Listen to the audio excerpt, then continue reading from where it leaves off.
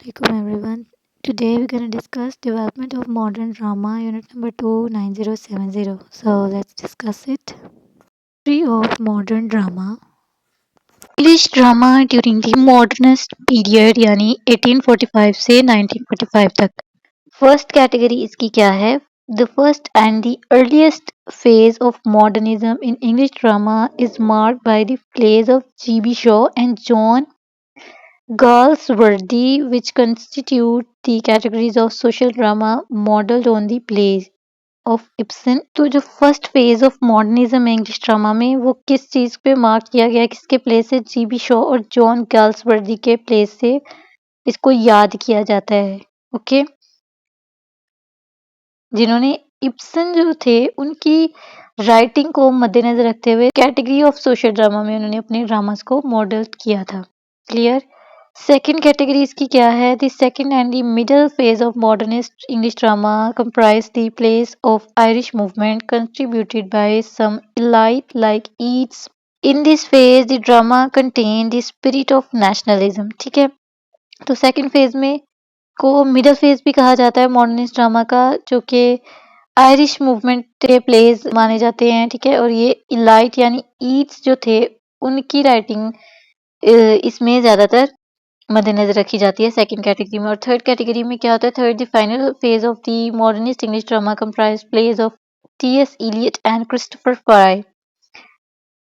This phase saw the composition of poetic dramas inspired by the earlier Elizabethan and Jacobean tradition. Okay. Next, characteristics of modern drama क्या है? Let's discuss Elizabethan decline of English drama after the Elizabethan era. ठीक है. Following the golden age of Elizabethan drama, English theatre experienced a long period of decline. ठीक है, जब Elizabethan golden era जो था वो जब चला तो उस टाइम पर इंग्लिश थिएटर ने बहुत डिक्लाइन फेस किया, क्योंकि थिएटर में कोई भी ड्रामास वगैरह परफॉर्म नहीं हो रहे थे उस टाइम पर. और जो प्ले राइट्स थे जो कि शेक्सपियर को फॉलो करते थे और his great predecessors attempted to imitate their artistic excellence but failed to produce significant work. ठीक है, तो जो प्ले राइट्स थे जो कि शेक्सपियर के फॉलोअर्स थे वो फेल हो गए थे अपनी शेक्सपियर की राइटिंग है उस राइटिंग को दिखाने में. उनकी इमिटेशन करते थे लेकिन वो उस हद तक नहीं लिख पाते थे जितना अच्छा शेक्सपियर लिखते थे, जितना इम्पैक्टफुल शेक्सपियर लिखते थे. Now clear? The heroic tragedies and comedies of love that emerged during this period did not contribute much to the history of drama. ठीक है ना, उस टाइम की जो हीरोइक ट्रेजेडीज थी या जो कॉमेडीज ऑफ लव थी वो हिस्ट्री के ड्रामा के साथ कंट्रीब्यूट नहीं कर पाई. Attempts at revival in the 18th century. This second characteristics है इसका. 18th सेंचुरी में ओलिवर गोल्डस्मिथ और रिचर्ड ब्रिंसले जो थे उन्होंने अपनी फिर एफर्ट्स की कि इंग्लिश ड्रामास लिखने की, ठीक है, रिवाइवल लाने की. लेकिन उनकी जो ब्रिलियंस थी वो शॉर्ट लिव्ड थी, कम ही उनकी जो ब्रिलियंस थी वो जिंदा रही. और ब्रिंसले शेरिडन की डेथ के बाद उनकी डेथ से पहले उनका जो सबसे मेजर ड्रामा जो प्ले था वो 1779 में पब्लिश हुआ था. लेकिन फिर उनकी डेथ के बाद राइटर्स थे उनको बहुत बुरी तरह से डिक्लाइन फेस करना पड़ा था. मेलोड्रामेटिक और सेंसेशनल प्ले जो थे वो पॉपुलर हो गए थे इन लेट इन 18th सेंचुरी में और उनका फोकस मोर किस चीज पर था? थिएट्रिकल स्पेक्टिकल पे देन मीनिंगफुल स्टोरी टेलिंग. पहले स्टोरी टेलिंग पे ज्यादा फोकस होता था, बाद में किस चीज पे हो गया? थिएट्रिकल स्पेक्टिकल्स पे. फिर एक्टिंग फ्लरिश हुई और बट जो drama suffered as hack writers prioritise entertainment over realism and artistic depth. Clear?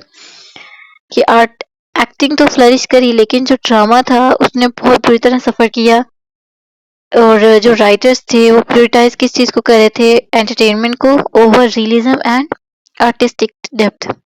ठीक है, क्लियर? नेक्स्ट इसका थर्ड कैरेक्टरिस्टिक्स है T.W. Robertson and the return of realism. इस पीरियड ऑफ टाइम में ड्रामेटिक डिक्लाइन बहुत ज़्यादा था तो जो टी.डब्ल्यू. रॉबर्टसन थे, इन्होंने अपनी प्लेराइट को बहुत ही डिटर्मिनेशन वो एक प्लेराइट थे, डिटर्मिन थे रियलिज्म को दोबारा से वापस स्टेज पे दिखाने के लिए, क्योंकि क्योंकि अब इस दौर में वो एंटरटेनमेंट पे फोकस हो गया था, तो रियलिज्म को बिल्कुल ही भूल गए थे। फिर उन्होंने उनका जो फर्स्ट प्ले आया था रॉबर्टसन का, वो आया था 1865 में, were backed by societies growing interest in realistic subject matter and techniques. ठीक है, वो फिर से वापस आया।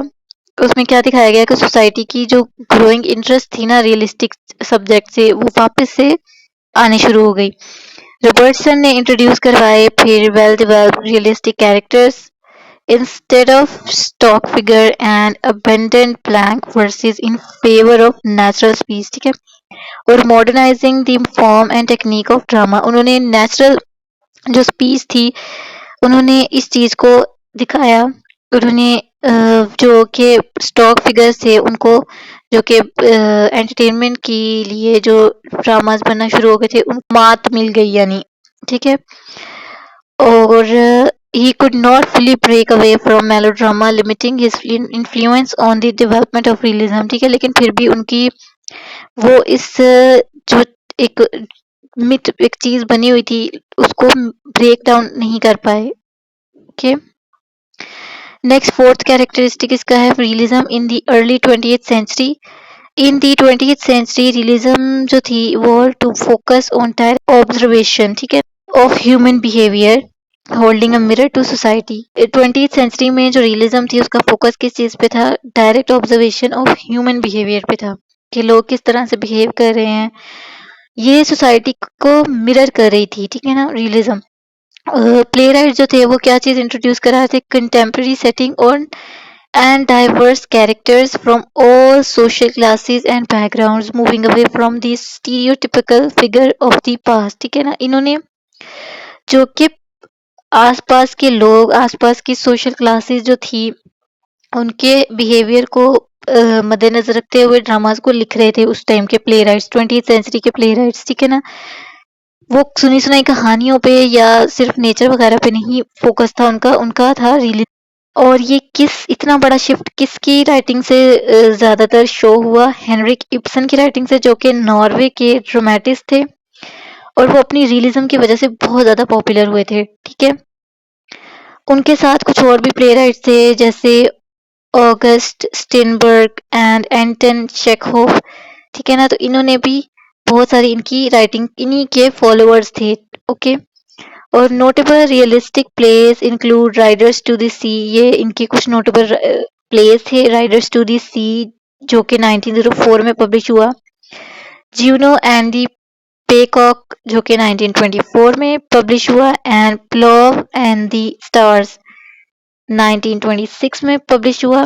ठीक है, और ये जो प्ले राइट्स थे such as Arthur Jones, John Galsworthy and George Bernard Shaw, ये इब्सन के बेस्ट फॉलोअर्स थे। क्लियर। नेक्स्ट इस की जो लिमिटेशंस थी, लिमिटेशंस ऑफ रियलिज्म, वो क्या थी? इतने सारे सिग्निफिकेंट इम्पैक्ट्स होने के बावजूद भी थिएटर पर रियलिज्म ने क्रिटिसिज्म को फेस किया था for excluding traditional theatrical elements such as music, dance, symbolism, fantasy and poetic expressions. ठीक है ना, ये इतने सिग्निफिकेंट इम्पैक्ट के बावजूद भी ये जो लिमिट रियलिज्म थी, इसको बहुत सारी चीज़ों, इन चीज़ों को सामना करना पड़ता है, क्योंकि ये ट्रेडिशनल जो थिएट्रिकल एलिमेंट्स थे उनको बिल्कुल ही इग्नोर करते थे रियलिज्म के dramatist.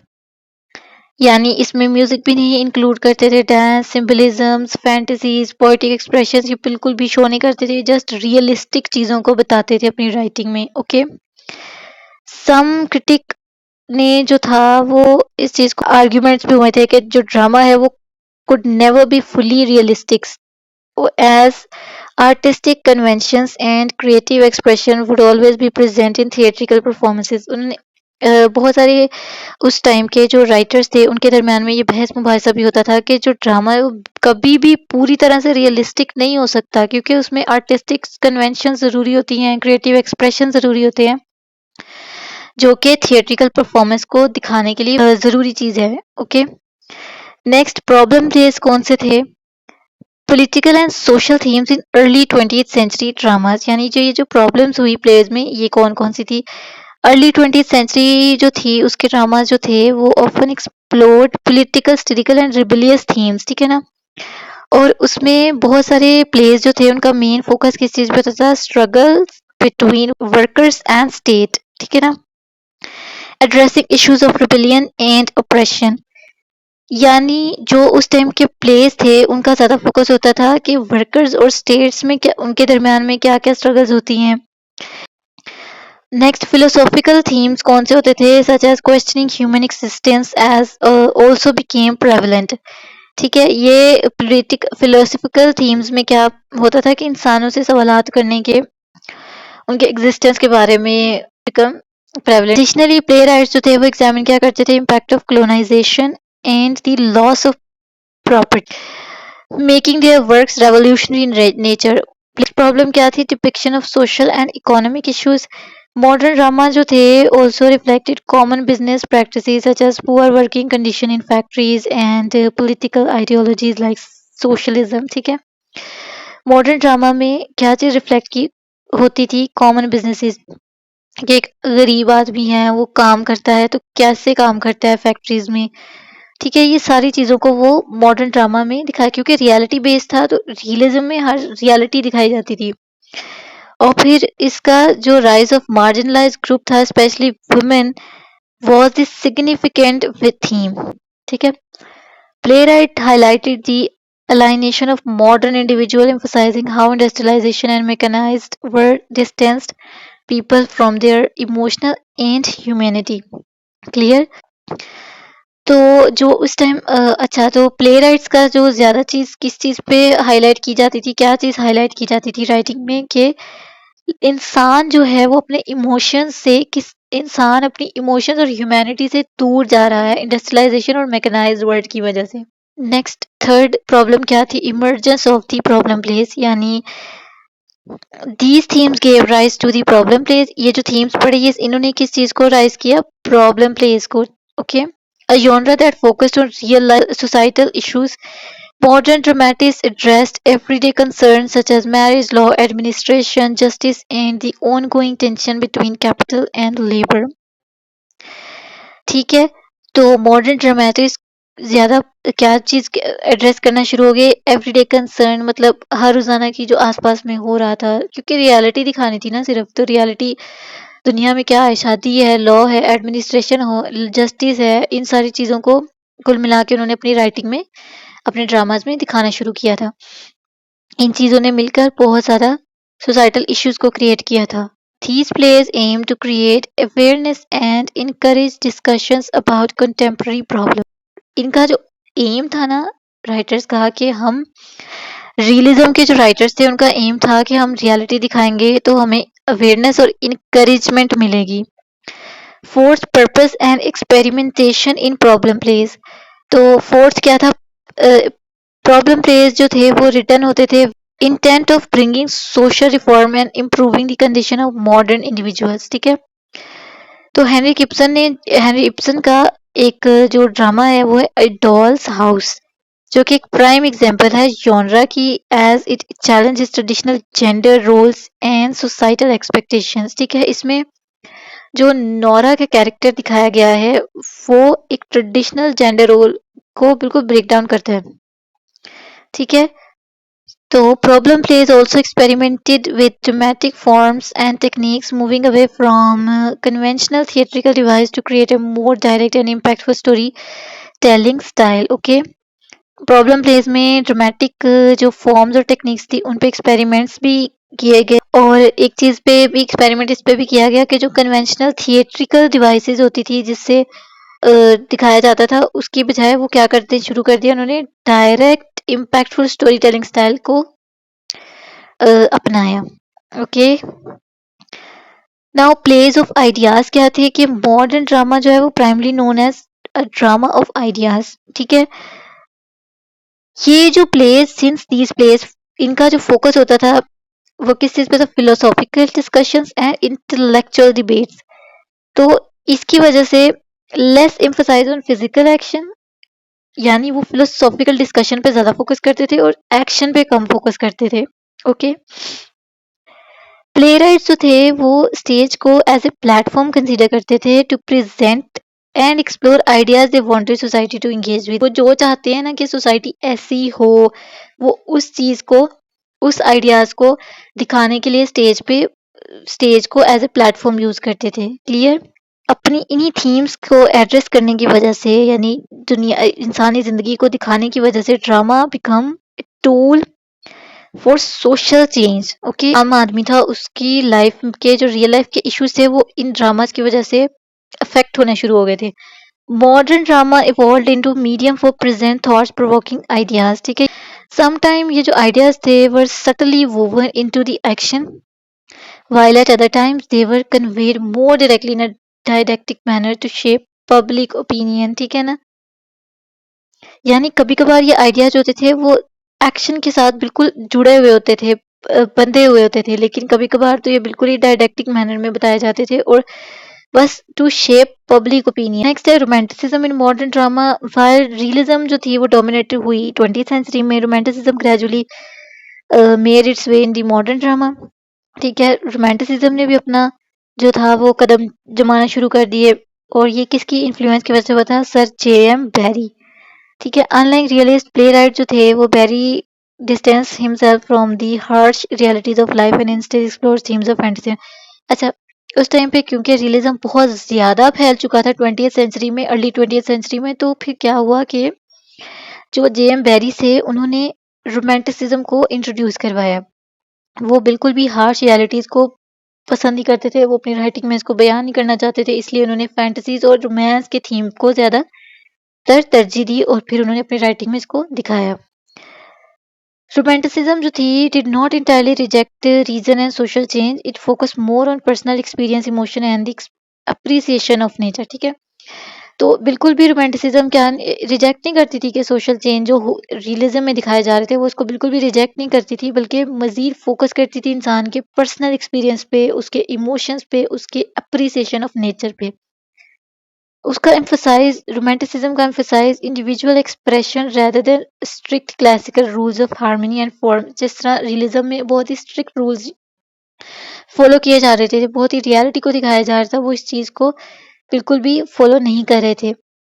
Victor Hugo's preface to Cromwell 1827 outlined the key ideas of romanticism, rejecting the rigid structure of classical drama। ठीक है, तो ये जो विक्टर होगो थे, इन्होंने भी अपने प्रीफेस टू क्रोमवेल जो कि 1827 में पब्लिश हुआ था, उसमें उन्होंने ये रिजेक्ट किया जितने भी रिजिड आइडियाज क्लासिकल ड्रामा के रियलिज्म में यूज किए जा रहे थे, उन्होंने इस चीज को रिजेक्ट किया और advocating for historical accurate setting and mix of both sublime and grotesque themes। ठीक है, इन्होंने भी रोमांटिसिज्म को थोड़ा सा पब्लिश करने की कोशिश की।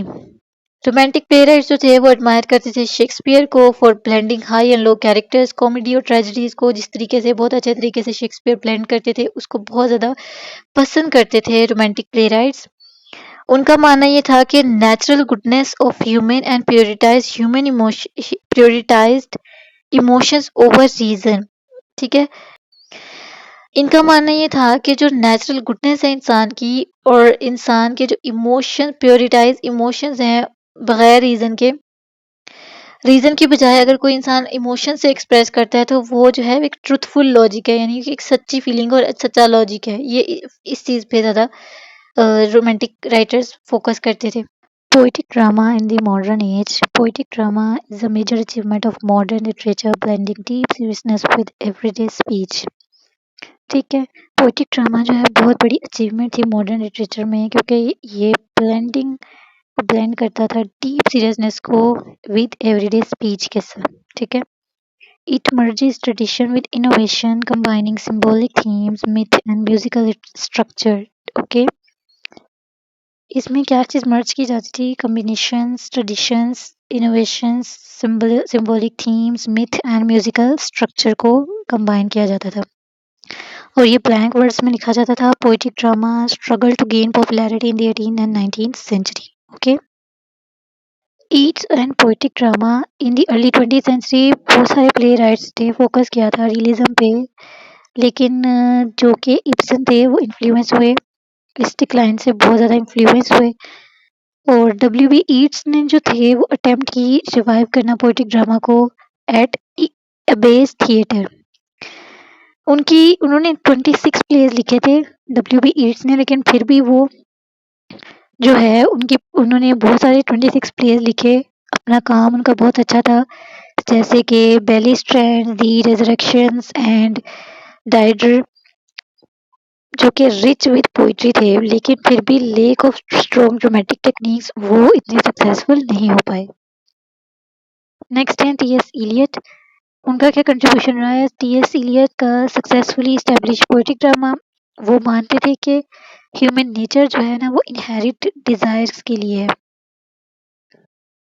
उनकी जो पोइट्री थी ना वो पोइट्री को एज ए आइडियल मीडियम समझते थे ड्रामा के लिए ठीक है उनसे पहले जो प्ले राइट्स थे जैसे Stephen Phillips and John Drinkwater ये एक्सपेरिमेंट करते थे विद पोएटिक प्लेस और इन्होंने बहुत एक पेव किया रास्ता बनाया इलियट की सक्सेस के लिए और उनकी जो first full length poetic play था वो था मर्डर इन द कैथीड्रल